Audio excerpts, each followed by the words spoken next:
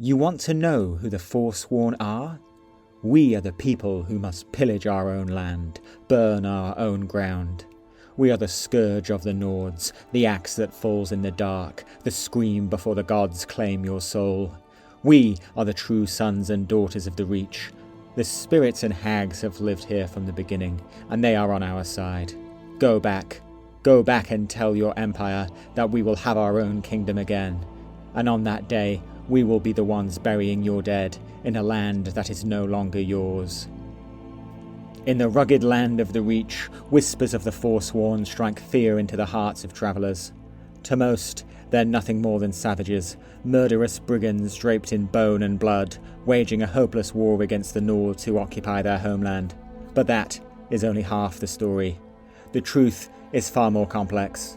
The Forsworn are the latest chapter in a tale of resistance and survival stretching back for thousands of years. They are the heirs to the Witchmen, an ancient people who have fought and suffered to keep their culture alive against waves of conquest, betrayal and suppression. Beneath the veneer of brutality lies a history of resilience, a spiritual connection to the land, and a way of life that has endured against impossible odds. So who are the Forsworn really? What shaped their rise, and why does their name strike such fear into the hearts of the very people who took their homeland? To understand, we need to strip away the myths and step into the wild, untamed heart of the Reach. This is their story. To truly understand the Witchmen, we must first look at their homeland. The Reach is a place of extremes, a land of rugged mountains nestled between High Rock, Skyrim and Hammerfell. Towering peaks rise into the sky, their craggy faces broken only by the rushing waters of the rivers which carve deep canyons, winding through the land like labyrinths. The Druidic Mountains dominate the west, while the Gerald Mountains rise to the south, creating a landscape of sharp contrasts, windswept steppes and dense forests that cling stubbornly to life amidst the harsh terrain. The Reach is unforgiving, yet it teems with an untamed beauty. Its deep caverns guard its secrets jealously, providing countless hiding places for those who call them home. For the Witchmen, this land is their ally, their sanctuary, and even their weapon. Its secrets have been their greatest defence against invaders, from the Nords of Skyrim to the legions of Cyrodiil. With an intimate knowledge of its secret paths and hidden crevices, the Witchmen have turned the land itself into a tool of resistance, harnessing its rough terrain to defy would-be conquerors time and time again. The story of the Witchmen begins in a time shrouded by myth and legend, when human tribes roamed the caves of the Druidic Mountains. Their exact origins are unclear, but it's possible that they are descendants of the Nedic peoples out of Atmora. Whatever the truth, it's clear that these people were here long before elves or Nords claimed the Reach as their own. According to their own legends, the Reach folk sought refuge in these mountains after the primordial sacrifice of Lorcan, the god whose destruction is said to have led to the creation of Nirn itself. These early tribes, the ancestors of the Reach folk, lived when the world was young, a people moulded by the unforgiving wilds they called home. But their independence would soon be challenged. Early in their history, a vampire clan known as the Night Hollow established dominion over these early Reach folk, enslaving them in the depths of Blackreach. Known to the Reachmen as the Night Lords, these vampires coveted their blood, reducing them to little more than livestock. Though the Night Hollow's influence would wane with time, stories of their tyranny persisted, haunting the memory of the Reach folk like a lingering nightmare. By the dawn of the First Era, the Reach was swept up in the conquests of other rising powers. The Dureni hegemony, an elven dynasty out of High Rock, left its mark upon the Witchmen, mingling their blood with elven strains and subtly altering their heritage. But the Reach did not remain in elven hands. Soon, the first empire of the Nords claimed it for themselves, driving the Dureni elves back to High Rock. This era of shifting overlords planted seeds of defiance and distrust deep within the hearts of the Reach folk, something that has endured ever since. High in the mountains, Witchmen villages often neighboured those of the Orcs, yet their interactions were not always hostile. The Reach folk learned a rough, raw form of magic from these exchanges, a kind of hedge wizardry rooted in the land and perfected through survival. This hedge magic would become a cornerstone of Reach folk culture, drawing power from the earth, the wilds, and darker forbidden arts. As empires rose and fell around them, the Reach folk's legend grew. Nothing embodies it more than the story of Folan, the Red Eagle. During the rise of the Alessian Empire, Folan, the king of the Sundered Hills, refused to bend the knee to Empress Hestra of Cyrodiil. In a desperate bid for the power to defend his people, Folan sacrificed his heart to Hircine, becoming the first Briarheart. With an army of followers, he waged a guerrilla war against the Empire, slaying a full legion of Imperials before he died in a final stand. Folan's defiance immortalised him as a hero to the Reachfolk, a symbol of the price they would pay to protect their land. At the end of the First Era, the Second Empire conquered the Reach once more, and Emperor Remen divided the lands between High Rock and Skyrim, severing the Reachfolk's homeland in two. Yet, the Reachmen did not take this lying down, and often rose up in rebellion. As armies marched from High Rock, Solitude and Cyrodiil to subdue them, the Reachfolk's spirit only grew fiercer. Time and again, they resisted Imperial rule, surviving only through cunning and sheer resilience. With the fall of the Akaviri Potentate and the collapse of the Second Empire, the Reachmen finally seized their chance for independence. They seized the city of Markarth, re-establishing it as their capital and fiercely defending it from Nords and Bretons alike. This struggle became a rallying cry, a chance for the Reachfolk to once again call their land their own and reclaim the ancient ways and customs their ancestors had fought so hard to protect. Yet they would not stay confined to the Reach for long. In the shadowed covens of the Druidac Mountains, the seeds of a Reachmen dynasty were being sown. Amidst the chaos of the interregnum, a mysterious group emerged, known as the Tag Draloch, the Witchmen of the Reach, a faction of shadowy influence and ruthless power. They held sway over the Reachfolk in secret, rarely appearing in the light, yet their name alone stirred whispers and fear among the clans. For a time, the Tag Draloch preferred to govern from behind the scenes, exerting their influence through threats and manipulation. But their ambitions would not stay hidden forever. A powerful chieftain known as Durkorak soon rose to prominence, a leader both brutal and cunning. The Tag Draloch saw in Durkorak the potential to unite the Reach as it had never been united before. Under their guidance, Durkorak subdued rival clans, amassing a force of 10,000 warriors under his command. His brutal conquests soon earned him the title of the Black Drake. With his forces growing, Durkorak would march not only into the annals of Reachman lore, but into that of the Empire itself, and in the year 529 of the Second Era, his armies began to pour south into the fractured and disunited lands of Cyrodiil. At first, Imperials dismissed the Reachmen as little more than savage raiders, but Durkorak had more than just soldiers at his disposal. He had made a secret pact with the Daedric prince Mehrunes Dagon, and used this power to lay waste to his enemies. Within 4 short years, Durkorak and his horde of Reachmen had seized the imperial city, and he was crowned as emperor. Though as an outsider, his grip on power was tenuous, he proved himself to be more than a simple barbarian. He consolidated his grip on Cyrodiil through careful diplomacy, seeking to merge the heritage of the Reach with the majesty of imperial culture. His rule constitutes the high point of the Reachmen's power and influence in Tamriel. But, as empires rise, so must they fall. Even after his conquest of Cyrodiil, Durkorak's ambitions were not sated. Soon, he turned his gaze to the land of High Rock, where he laid siege to the city of Wayrest and seized the city of Camlorn. But his conquest was cut short by the forces of King Emeric, who struck down Durkorak in a battle outside the gates of Daggerfall. Durkorak fell, but his lineage endured. As the Second Era wore on, the Reachmen continued to fight the Nords in a long, bloody struggle over land. But their independence would once again be shattered by an unstoppable force, the legendary general known as Talos, who would go down in history as Emperor Tiber Septim. In the year 852 of the Second Era, they met Talos' armies in a decisive clash at Old Hroldan, with disastrous results. Talos used the Thu'um to tear down the walls of the fortress, scattering the Reachmen's defences like leaves in a storm.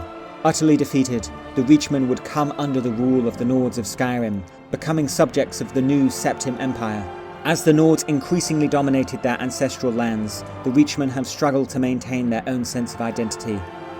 Imperial propaganda during this time portrays the Reachmen as rebellious and lawless mongrels, and their culture has been gradually eroded by centuries of imperial and Nordic rule. Yet despite this era of conquest and occupation, the Reachfolk have never surrendered. Their history, written in rebellion, resilience and blood, is one of unbroken defiance. As they have shown, time and again, the Reachmen will fight for their land until the stones themselves turn to dust. To truly comprehend the Reachfolk, it's crucial to examine the culture that they cling to. The Reachfolk are a people as wild and untamed as the harsh landscape they call home. They are split into dozens of clans, each with its own customs, beliefs, and ways of life. While no single tradition unites them all, most Reachfolk clans share common reverence for certain deities, a fierce respect for the land, and a pragmatic acceptance of life's hardships. For them, survival is not just a necessity, but the guiding philosophy of life. The Reach clans are diverse, some settling in small villages, others wandering nomadically across the steppes. Clans are family in more than just blood. Some members are bound by ancestry, while others adopt the clan name to declare their allegiance. New clans form when like-minded folk come together, whether to claim new lands, follow game herds, or raid neighbouring territories. Many clans live quietly in their villages, but others are openly hostile to outsiders, and will not hesitate to raid for resources. To the Witchmen, the clan is sacred, but its bonds are also fluid, able to break apart and reform in the name of survival. The Reachfolk mark their bodies with intricate symbols unique to their clans, a living testament to their heritage and identity. They eschew the written word, preferring to pass down their stories, lore, and legends using oral tradition. Literacy is rare in the wilds, and many clans look upon the idea of reading with disdain, an art for soft outsiders. The Reachfolk embrace struggle as a vital part of life. Hard work is not merely respected, it is revered. Those who labour with their hands are honoured, their sacrifice is seen as proof of wisdom earned through endurance. The Reachfolk do not curse hardship, but rather welcome it as a teacher, understanding that survival comes at a cost. Theft, however, is nearly unheard of. Reachfolk would rather face starvation than betray a fellow clan member. Their sense of justice is bound up in a strict code of fairness. Favours are traded freely, and strength, skill, and loyalty are valued above all. This system of mutual respect and bargaining binds them as strongly as any written law. Within the clans, each is led by a chief, called by names that vary from chieftain to speaker or even king. But to call oneself king in the Reach carries little weight. The Reachfolk have a saying: anyone can be a king in the Reach, but no one is king of the Reach. Among the clans, true loyalty is earned, not assumed. The Reachfolk are often known as the Witchmen for their dark, potent magic. Their rituals are not for the faint-hearted, rites of blood and sacrifice to commune with Daedric forces.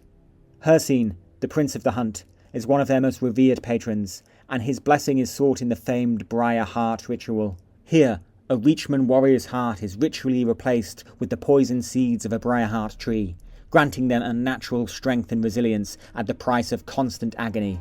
The Briar Hearts are not only fierce defenders of the clans, but living symbols of the Reachfolk's willingness to endure pain for the sake of their people. Some clans even embrace lycanthropy as another way to serve their kin, seeing it not as a gift, but as a burden that they bear to strengthen their clan. In the lands of the Reach, religion is not a matter of prayer or sanctuary, but a profound connection with the harsh forces of nature that shape every aspect of Reachman life.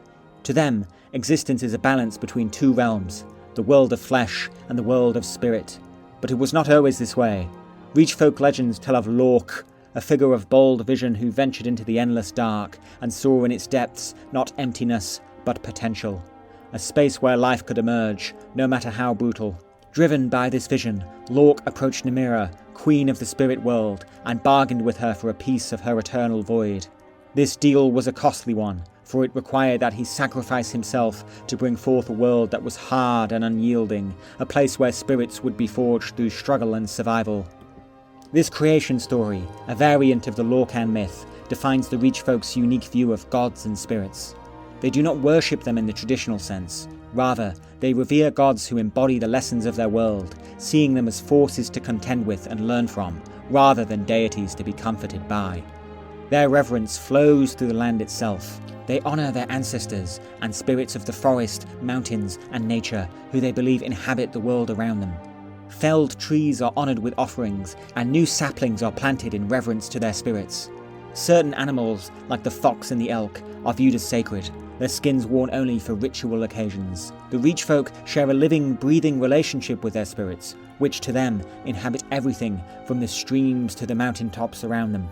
Among these spirits, Hircine, the Hunt Father, stands as the chief figure of veneration, for it was he who took on Lorcan's mantle, becoming the Lord of the Arena, the wild, testing world of flesh. Hircine is not only their most followed god, but also the one who instills in the Reachfolk the cunning and strength needed to survive. His followers pay tribute at the shrine of the Huntfather, understanding that in his teachings, survival is the ultimate reward. Nymeria, the spirit queen and the ruler of darkness, is equally revered as the goddess of endings and rebirth. For the Reachfolk, her power lies in life's inevitable cycles. She represents death not as an end, but as part of the continuum of existence. The Reachfolk's world is populated by spirits of many kinds, each demanding respect in exchange for their aid.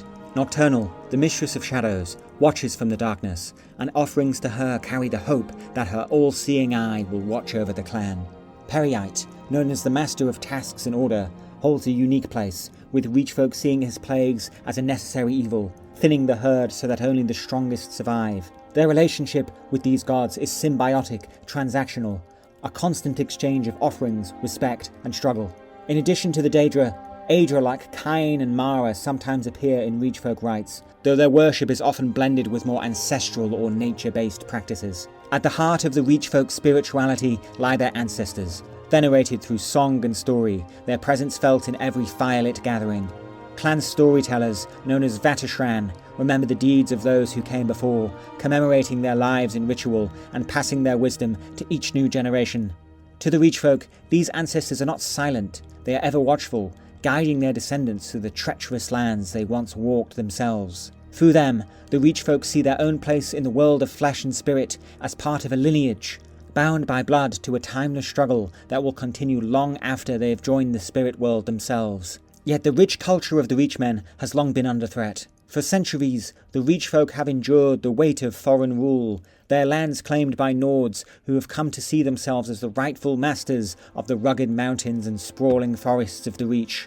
The Reachmen, ever proud of their ancient claims to the land, grudgingly came to accept Nord dominance, even as their culture and autonomy eroded under the pressures of foreign influence. The gradual loss of their lands, traditions, and freedoms led to growing resentment, and tensions between the Reachmen and their Nord rulers simmered for years. This resentment would come to a boiling point during the chaos of the Fourth Era, when the Empire, stretched thin by the Great War, was forced to recall troops from many of its outer territories, including the Reach. The timing was perfect for the Reachfolk, who had long believed they were the true heirs to the land. In the year 174 of the Fourth Era, a group of defiant Reachmen rose up, seizing the opportunity to strike against their oppressors. They captured the city of Markarth and declared the Reach an independent kingdom, to be ruled again by its native people, free from the iron grip of the Nords and the Empire. And, for a brief moment, it seemed like their dream of self-determination might just come true.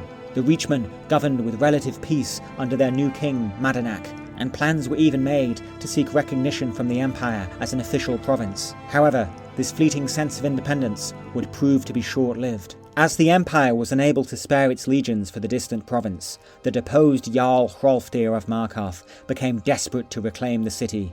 He enlisted the help of Ulfric Stormcloak and his Nord militia, promising them the right to worship Talos freely in exchange for their assistance. With this newfound backing, the Nords launched an assault on Markarth, retaking the city after a bloody struggle. Yet their occupation of the city was exceptionally brutal, as Imperial scholar Arianus Arius recalls. Every official who worked for the Forsworn was put to the sword, even after they had surrendered. Native women were tortured to give up names of Forsworn fighters who had fled the city or were in the hills of the Reach. Anyone who lived in the city, Forsworn and Nord alike, were executed if they had not fought with Ulfric and his men when they breached the gates. "You are with us, or you are against Skyrim," was the message on Ulfric's lips as he ordered the deaths of shopkeepers, farmers, the elderly, and any child old enough to lift a sword that had failed in the call to fight with him. The Reachmen leaders were either captured, executed, or forced into hiding, their fates sealed by the return of their Nord oppressors. Their king, Madanak, was locked away in the depths of the Sidna mine, memory of his rule fading with each passing year. The city was now under the iron fist of the Nords once again, with the Silverblood clan seizing its vast mining wealth. It was a moment of bitter betrayal that left a permanent scar on the Reachfolk's memory. It was from the ashes of this massacre that the Forsworn were born. The survivors of the uprising, driven into the wilds of the Reach, became an organised resistance, determined to reclaim their land and avenge their fallen comrades. From their secret redoubts in the mountains, the Forsworn formed a loose network of cells, striking at the Nords with ruthless efficiency. They became known for their savage, unrelenting attacks, and the roads of the Reach soon became perilous to travel. The Forsworn embraced their wild, untamed surroundings, using the dense forests and jagged mountains as a natural defense. Guerrilla tactics, ambushes, and surprise raids were their weapons, and they used their environment as their greatest ally. Their enemies were seen as invaders who had no place in the Reach, and so the Forsworn would stop at nothing to drive them out. The Forsworn's tactics were often brutal, their methods cruel. They struck without warning, leaving no survivors to tell the tale. Caravan raids were especially vicious, with entire groups slaughtered, often for no gain other than the terror they inspired. These raids became the stuff of nightmares for those living in the Reach, and the Forsworn, fighting with abandon and little regard for their own lives, earned a reputation as fanatical zealots. They viewed their war as one of survival, an existential struggle for their land and their way of life. But it wasn't just their savage tactics that set them apart. It was their transformation into something far more than simple rebels. The Forsworn were not only a resistance movement, they had become something darker. Their society looked back to the past, readopting the primal practices once practiced by their forebears. They embraced the darkest aspects of their history, forbidden magics and reverence for the Hagravens, powerful, twisted witches who became the matriarchs of Forsworn society. The Hagravens guided them, helping turn their strongest warriors into Briarhearts. These practices twisted the very souls of the Witchmen, making them ever more savage in their pursuit of vengeance. But can we really blame them? How would you react if your home and culture was taken from you? Though it's clear that the Forsworn have embraced the path of violence, after what they have endured, who are we to judge them? Today, the Forsworn remain a pressing threat, their presence still felt across the Reach. Their bitter hatred of the Nords and their struggle for independence persist, and though their hopes of reclaiming Markarth seem slim, their rebellion continues to plague the region. To many Nords, the Forsworn are little more than savage barbarians, their acts of violence seen as nothing more than the desperation of fanatical insurgents. But to the Reach folk, the Forsworn are the last hope of reclaiming their birthright, a symbol of resistance against the Imperial and Nordic forces that have sought to subjugate them for so long. Yet despite their struggle, the Forsworn seem caught in an endless war, fighting for a victory that seems always just out of reach. Their dream of an independent kingdom may be distant, but they are motivated by something more, the rage that still burns fiercely in the hearts of those who remember the Markarth incident, and in the hearts of those who call the Reach their home. The Reachman struggle is one motivated by loyalty, tradition, and unyielding resistance. Throughout history, their land has been claimed, their people enslaved, and their culture almost eradicated, but the Forsworn continue to fight, not just for survival, but for their identity. To the world, they may be savages, but to themselves, they are the last defenders of a sacred heritage, a people bound by blood, and the pact with the land they call home. In the end, the Forsworn story is not simply one of bloodshed and betrayal, but a testament to the enduring spirit of those who refuse to be erased by time or tyranny. It is a reminder that even in the face of overwhelming odds, some forces, whether born of magic, blood, or sheer will, cannot be so easily subdued. The Forsworn may be reviled, but they are also a living symbol of the Reachman's pride, their unbroken will, and the price they are willing to pay for the right to reclaim their homeland. And so, the story of the Forsworn, a tale of blood, betrayal and survival, remains an ongoing saga, echoing through the valleys of the Reach, waiting for those willing to listen to the truth behind the myths. Because in the end, it is not just about understanding why the Forsworn fight for their history, but acknowledging that history is written in blood by those who are willing to stand and fight, no matter the cost. Thank you for watching. Please like, comment and subscribe if you would like to see more videos on the Elder Scrolls. Feel free to let me know if there are any topics you would like to see covered on the channel. And until next time, wealth beyond measure.